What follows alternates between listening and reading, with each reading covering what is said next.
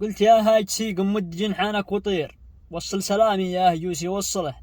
بالفل والريحان وزهار العبير الشاعر البداع قررت ارسله، مخصوص مني خاص لا يد السفير اللي يملك بحر القوافي بكمله، وقل لدارس شوف هاجوسي غير على سفير الشعر وشكلي بقتله، يا ولد محسن هاجسي النفير مع السفير ضدك يعمر جرمله، يا ولد محسن هاجسي يعلن نفير مع السفير ضدك يعمر جرمله، مالك على العزبان قل لي يا خبير، وش دخلك وندي تتحمله، ما كل من جالس عزب قلت مفقيه يمكن معاه مشروع ودي يكمله، ترى العزب مرتاح عايش كالأمير يرتاح واللي هو براسه يعمله،